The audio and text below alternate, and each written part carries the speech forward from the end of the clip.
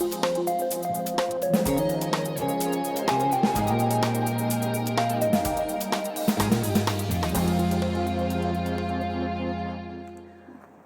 this week we're going to talk a little bit about immigration, some of the political wranglings behind all the laws and proposals that are going on in the nation, as well as the experience of undocumented immigrants, particularly youth. And we have Irving Rodriguez. We're very happy to have you, a Stanford senior, to join us. Thanks for being here. Oh, thank you guys for having me. Irving, you were both featured in this week's cover story by freelance writer Terry Lobdell, who did a package on the experiences of local undocumented youth and a whole bunch of sidebars on the issue from various aspects. But you also, 2 years ago, talked with Elena about your experience growing up undocumented in Chicago. So as a campus activist, I thought it'd be great to have you in and just talk a little bit about this issue and kind of share some insights with our audience. Yeah, well, obviously, like as you guys know, it's a very important issue to talk about, and I'll try to do my best to communicate, my personal struggles, and also, just what I've learned being here in California and at Stanford, and also kind of like how my evolution on the topic has evolved, since coming out here. Yeah, awesome. Why don't we just start with your story in Chicago? How did you end up there, and what was it like growing up from, was it age 8 that you moved? Yeah, so it was pretty month before I turned 8. High school, yeah. Tell us a little bit about yourself and your family. Yeah, well, so I have my 2 older brother and sister, and then my mom and dad. And my dad actually had been out here in Alabama since the 80s, so it was before my brother was born. He's the oldest. Okay. And we ended up living in Coahuila, which is pretty much like the state that borders Texas to the south. And so he was in Alabama. He would do like work for 6 to 8 months at a time, and then come back home for a couple months, and then come back up here in the U.S. and see what work he could find. But eventually, after the passing of our grandfather, he kind of like that hit him pretty hard, and so he asked us to move up here with him.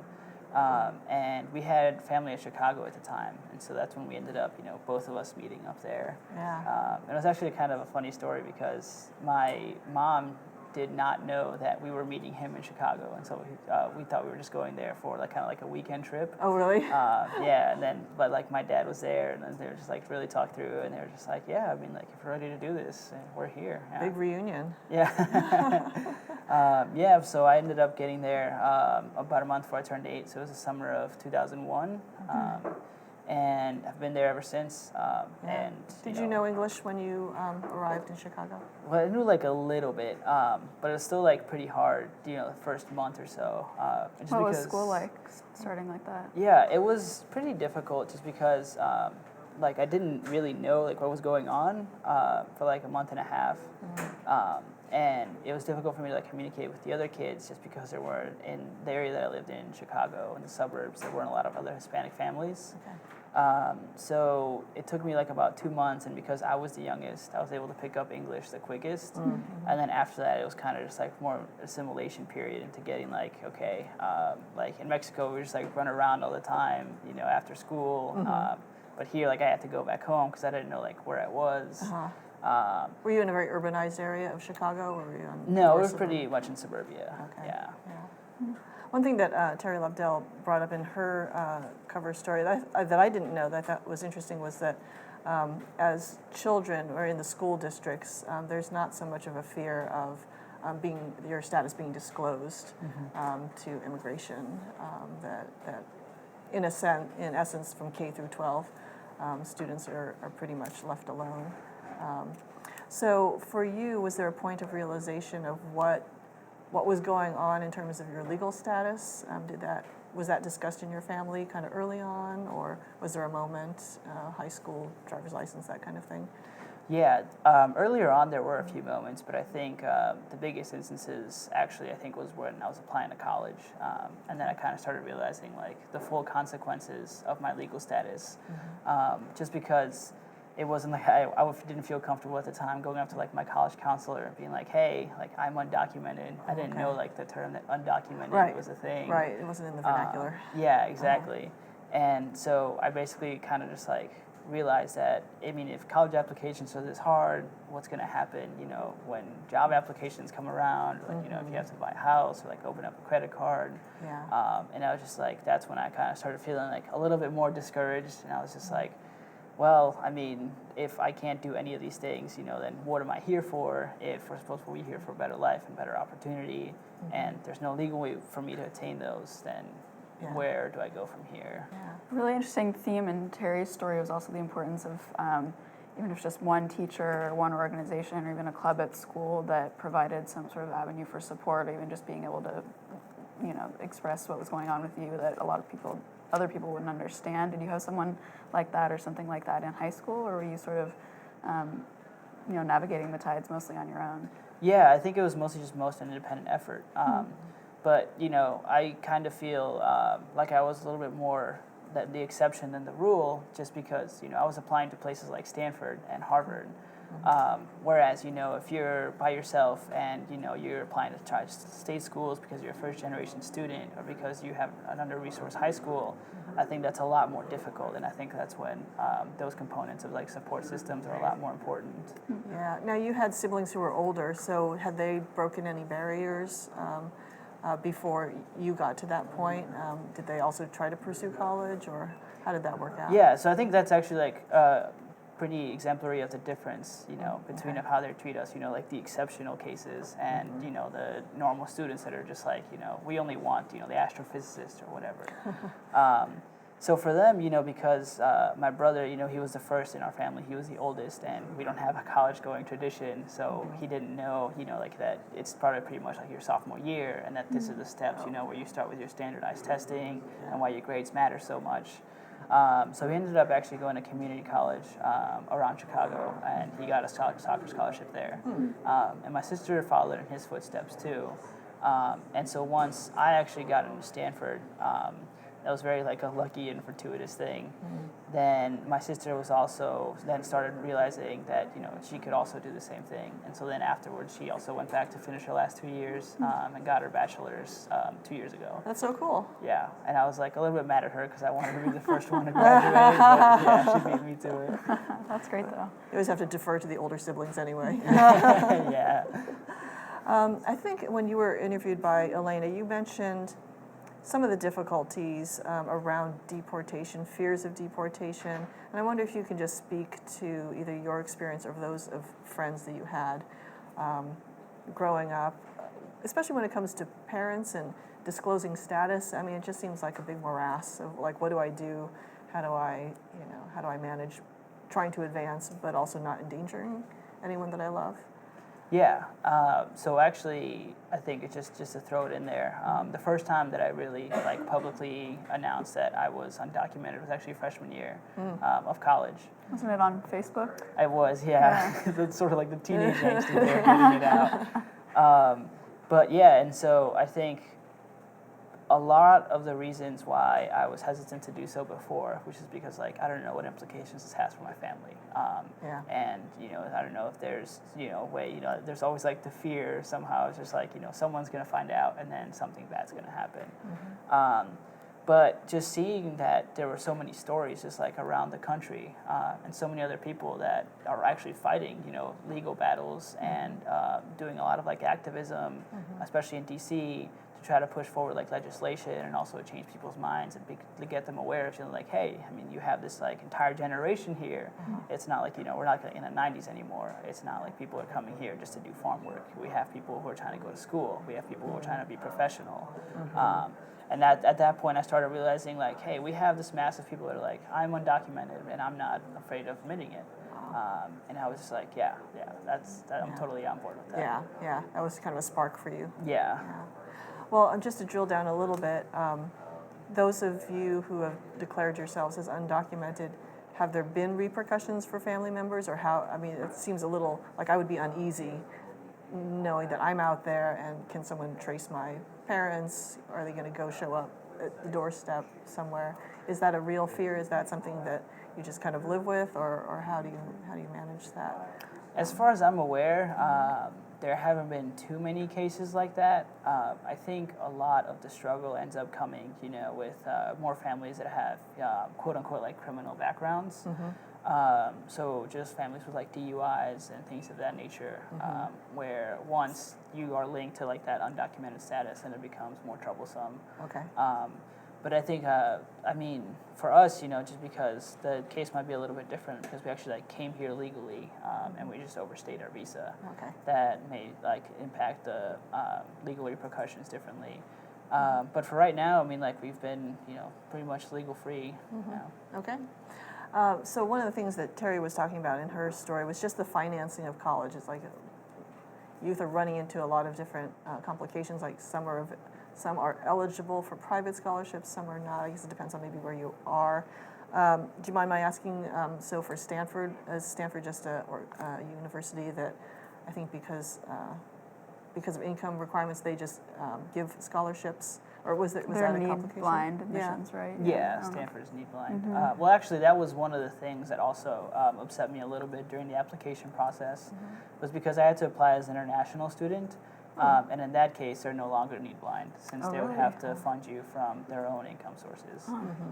And so I thought that kind of like impacts you somewhat negatively, just because the rate for international acceptance is a little lower than overall. But yeah, like at Stanford, it's completely just income-based. Okay. And I think the bigger issue there is, like I mentioned, when families don't know that financial aid is even a thing, or that colleges, especially, the upper tier ones, will fully fund you, if they want you to come to their school. And so that, I think, pushes a lot of people even from applying. And, that's why I think it's so important that we start building like the culture of, educating parents and educating students like early on in their high school careers, so they know, especially like if you're applying to these more selective colleges, like it will financially be easier for you in the long run, just because, like state schools don't have as much funding as, private institutions. Right.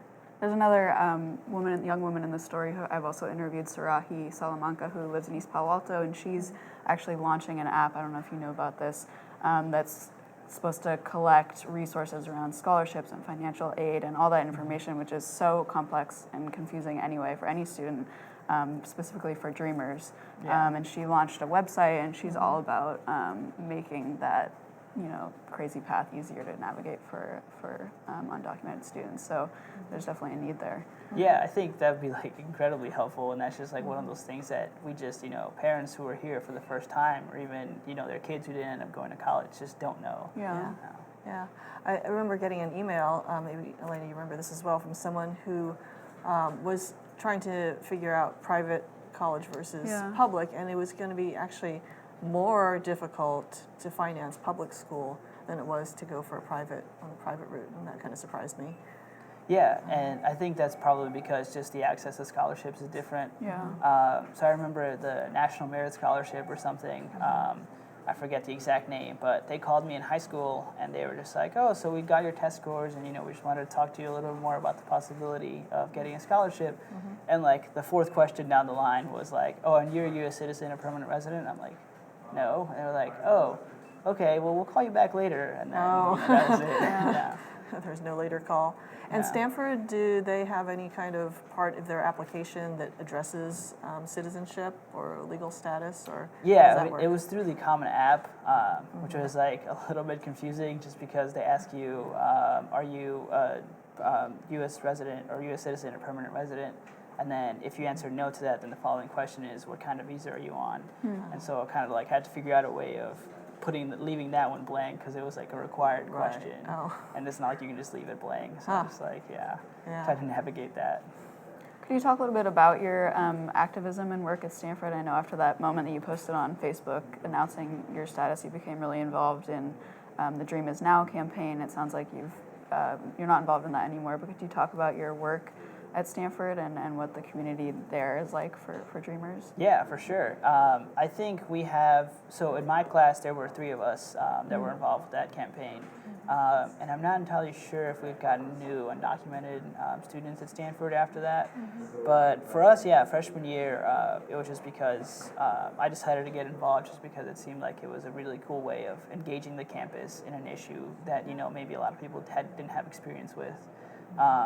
And so we really tried really hard to do a lot of discussions and colloquiums in residences around campus to really get students involved. And at the very least, the big focus of the Dream Is Now campaign was shifting the narrative, between undocumented people and the rest of the population. And it was kind of like an us versus them thing, and really putting a face on, that undocumented people are your neighbors, they're your friends, they're your classmates, they're your coworkers. And for me specifically, what I try to do is just engage my story as much as possible and leverage it, especially with audiences who haven't had previous exposure to it. So for the last couple of summers when I've been home, I really try to go into nearby churches, the ones that are surrounding the one that I go to at home, and really just talk to them and see if there's any question that people may have, and if there's any youth in the area that may need help, with that college application process and trying to navigate, what it might be like to get funding and scholarships and how that might be a little bit different for if you're undocumented. What's the reaction that you've gotten when you've made presentations to people? What kind of questions or reception has there been? They've been mostly positive. There have been, a few instances where, just essentially you just had to walk away. But I think a big thing for people is just that, they just don't realize that there's undocumented people in their community. And that's especially true here in California. There's obviously places where the undocumented population is a lot denser, like in Chicago, for example, in Texas. But yeah, I think in this day and age, it'd be pretty difficult, even on social media, for you not to run into someone that that is undocumented and you may not just know about it. Yeah, exactly. It's interesting that Sequoia High School, which was featured in Terry's story, has a dream club. They have a whole club, and the school is supportive of undocumented youth, and they've really kind of worked to change the narrative, as you were saying, giving presentations and such, and that's right here locally. I was wondering if we could take a minute and just kind of cover the political landscape, because I think this is not something that everybody talks about, around the water cooler. Everyone's heard about the DREAM Act. Has the DREAM Act actually passed? No. That was proposed in 2001. Then there was DACA, Deferred Action for Childhood Arrivals, in 2012. And you applied for that, right? Yeah. Yeah, so maybe we could step through some of those. What are they? Where are they at? Yeah. Well, DREAM Act and I think DACA was also, both have been essentially aimed at this population of dreamers, which is loosely defined essentially just people, of college age, who were early childhood arrivals, I guess is the legal term. So essentially, I think the requirements to apply for DACA are that you got here before you were 18, that you've spent 5 years here in the United States, and that you have a high school GED. And it's essentially the, overlap between millennial and dreamer. And so the DREAM Act was aiming to provide a path of citizenship for, I think, that population specifically. And obviously the benefit there is that you'll be able to spur this population to get a college education and, get them working and into the economy and into their communities. And then most recently was DACA, like you mentioned, that really was just an executive order that I think was just huge in showing, what can happen when, you give dreamers and undocumented youth a chance. Yeah. And so you're able to apply for 2 years of deferred status where, unless you get into trouble with the law, you're essentially won't be deported. And it also gives you access to a social security number, a driver's license, which is just huge, and work authorization, which is also the biggest component. Okay. And that was so 2012 is when that order was enacted, and then so you renew every 2 years. Were you in the first wave then? Yeah, so and then you renewed? Yeah, as soon as the 2012 happened, we got on there, and then last year was when I had to renew my 2 years, just because of the lag time it took in processing. Yeah, and so actually, speaking of, I'll probably need to start renewing this next one also. Yeah. When we talked a few years ago, you mentioned how, of course, DACA is great and it's brought a lot of relief, but it's temporary relief, both because it's only 2 years and you can renew, but also because, the second a new president gets elected or Congress shifts, they could do away with it. Could you talk a little bit about that and just the implications of the larger political landscape too? Yeah, and I think a big piece of why people essentially like call it a Band-Aid is just because you don't know like how long it's going to be there. And so there's been some talk by a certain Republican candidate of having a much more comprehensive or conservative approach to the immigration policy, which would also include DACA. And I think that also highlights or brings up the difference between like the DREAM Act and more comprehensive reform, which is just like what also the expansion of DACA, which happened a couple years ago and is now sitting in a Texas court somewhere, awaiting the lawsuit. But is that it just excludes this entire other population of the 11 or 13 million undocumented people here in the U.S. that are just like our parents. So it's it touches a little bit on the theme that we talked about earlier. Is that like there's that worry when we come out as undocumented. And I think that was also a big part of the application process. And I think that was like the single biggest question that people had, when it was first new. It's like, okay, if I apply, like, what about my parents? Because then they'll have my address, they have access to like my information. And so that is what I think a lot of the activism on the national scale is really focusing for, is getting a really comprehensive solution in our legislation, just because the system is so broken. And making sure that it includes everyone who is already here, and not just valuing those of us that like actually bring some sort of like economic value to the country, but also the people that have brought us here and that to us have tremendous value also. Well, I mean, as you mentioned with various presidential candidates, the whole issue around immigration is very controversial. And I kind of wanted to touch a little bit about maybe your thoughts or the thoughts of fellow dreamers on immigration in general. There's the border. There's people crossing the border, trying many times to cross the border. There's questions about enforcement, how it's enforced, and just whether there should be a cap on immigration. I mean, there's just all these different issues swirling around there. So when you have come across people who have a different viewpoint from you, what are some of the arguments that you've given as far as changing immigration law, and do you think of your kind of advocacy around immigration specifically to your population, or do you have any kind of broader theme or opinion on how immigration law should change? Yeah, I mean, for sure. I think a lot of the opposition, to be quite honest, to comprehensive reform is just that people just don't have the facts. So there's been like this huge focus on the wall, and people don't realize that, first of all, like 40% of illegal immigration occurs in the U.S. by airplane, and there's just like all these like myths that existed in the 90s that just aren't true anymore.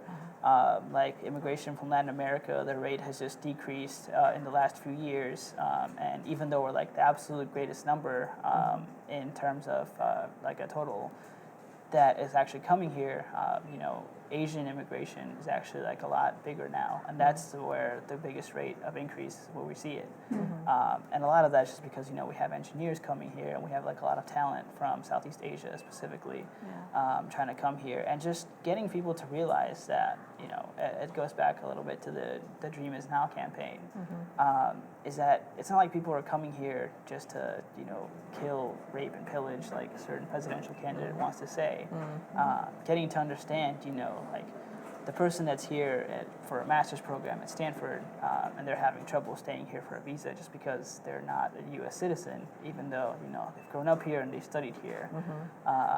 And in terms of, I guess, my broader vision, I really just hope that the United States, which is like such a font of talent, and for the last few years still has a lot of economic progress to go, can really tap into this population that's like willing to work here and willing to be here and is part of the culture here, and to get them to understand that, hey, like we have something to bring to the table too. Yeah, I think one of the difficulties is that we see we see the value of professionals, people who are brought over for talent or come here and are, get the education and contribute to the economy. I think that there's, the average person may not be at that level, that model minority, which is something that's, been applied to the Asian population back then, a stereotype. Our populations are so vast and so varied. What arguments, are we able to look at for allowing immigration in kind of on the broader scale, not just the talent, but the average working person? Yeah, I think there's like the broader appeal of also dispelling like common myths, right? So the idea that immigrants, like as a whole, commit more crime, and that immigrants also like don't pay taxes, and that they essentially drain the welfare state without paying any of it back, and really showing people, I think, just that it's not, like you mentioned, a homogenous community where you just have like Mexican immigration coming here to do farm work like in California, right? Like that's not essentially the case. So a big story that I like to tell, for example, is I'm blanking on his name, but he is now like the first undocumented lawyer in New York, and I think this happened like a week ago. And also, I direct people to a lot of Jorge Ramos and his reporting on the issue, just because it's just like so comprehensive in the way that he tackles like all the myths that people have, and it's really just like a lot of the time an unwillingness to engage, with the person that's across or having their argument with them. Have you seen any big shifts over the course of your college career? I mean, you're getting ready to graduate. It's been 4 years since you posted on the Facebook post announcing your status, either so shifts personally or locally or just in the whole, the issue nationally? Yeah, well, I think a big important piece of it is that even like if you pay attention in the Republican race right now, with the Democratic one, I think Martin O'Malley was doing a really good job of pushing forward like a solution and making that part of a lot of the Democratic debates. But even on the Republican stage, you have someone like Jeb Bush that's talking about, just like, let's consider this because this is a viable solution for a problem that we might have in the economy. And so I think that the conversation being able to shift, from more so it's just like, no, just like there's no amnesty, that's all they're looking for, and they're criminals and all these myths, and being able to put that like on a national spotlight, just to even get people thinking about the issue, and I think that's important. And I think we've seen a considerable shift from that public opinion of being able to see like the undocumented population in a different light.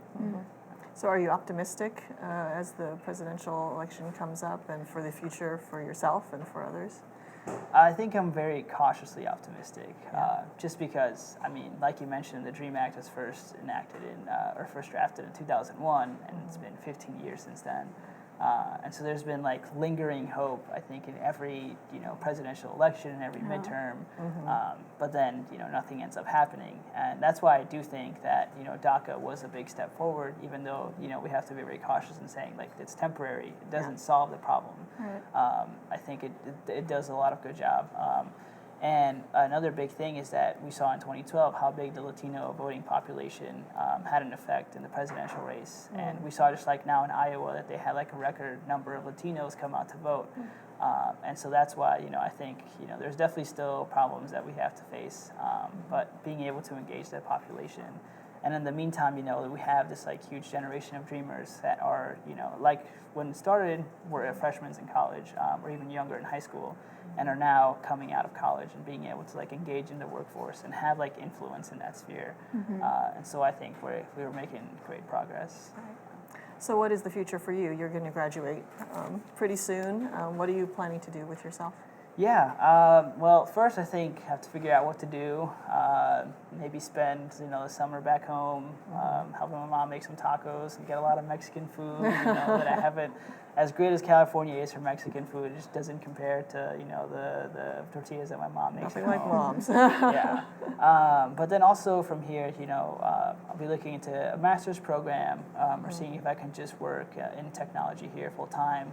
So like maybe startups around here, bigger companies like Google and Facebook, and really just trying to make finding problems in how technology can really help solve that. So for example, like you mentioned, that app which would just like make tremendous leaps in getting people like who are willing to go to college and who are looking to do that, but just don't have the know-how to do it. And tackling problems like on as large a scale as possible. And then also, obviously keeping up with the election and then seeing if there's any efforts that I can participate in or volunteer in to really get the Latino population out to vote. Those of us that can, at least. Yeah. Well, we wish you the best of luck. Yeah, no, thank you. Thanks for being here. We appreciate your insights today. I appreciate it. Thank you guys for having me. Awesome. Well, as mentioned before, Terry Lovedale has produced a cover package this week, which you can see in the Palo Alto Weekly. And it also is online at paloaltoonline.com. So Growing Up Undocumented, there's about 9 sidebars covering everything from where legislation stands to how students are pursuing the path to college. So check us out there, as well as on Twitter at Palo Alto Weekly. That's a wrap.